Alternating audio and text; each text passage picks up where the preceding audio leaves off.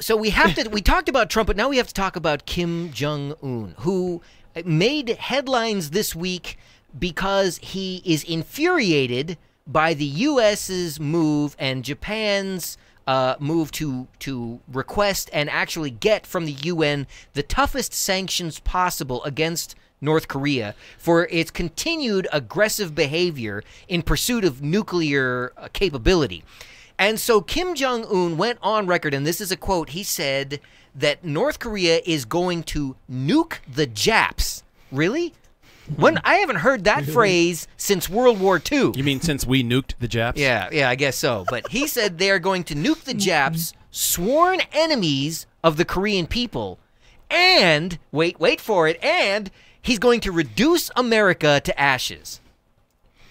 It really doesn't take much to do it. Am I the only person at this point who just says, you know what, Trump, push the button and just turn his country into a parking lot? You know, I can really see Trump doing that, and he would probably have the nukes dropped in a way that actually spelled out the words Trump across North Korea. Trump. You know what? Now here's the thing. Look, I'm kind of cool with this. Trump, go ahead and nuke North Korea and then build Trump Tower East on it. I mean, that's all good. Trump Tower East.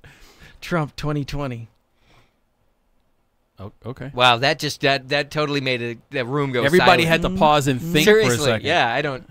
That's what he would. That's a frightening thought. Trump 2020. I mean, I don't know. Going back to this, I'm tired of this guy's rhetoric. I don't understand. I just don't understand why people are surprised by this stuff. This is not anything new. Why? Well, why does he keep talking? Because if he actually does push the button, doesn't he realize that everybody else is going to do the same thing? And then what? He has nothing to Does lose. he really believe that he's going to be around in the aftermath? Nothing to lose.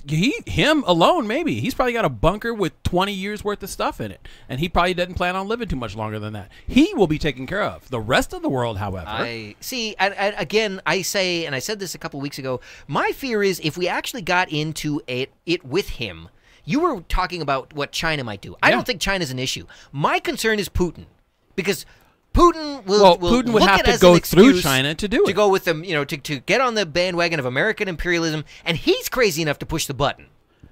I don't think Putin would move on North Korea. No, he would move against us. No, I'm not saying in that direction. He's not going. He would do it through the Middle East because they're already Putin and all of them. They're basically supplying a lot of the whole Syrian insurrection and whatnot. All of that is more or less being pushed as the new Cold War, for lack of a better term. Well, because the whole thing about the conflict in the Middle East is about trying to stop that pipeline that Putin wanted to take from Russia to the Middle East. Yeah, or Russia, not Putin specifically. Again, you might be right about the Middle East, but I'm thinking Putin is just looking for a reason to do something to America, and I really think that he'd just love us to do something against North Korea.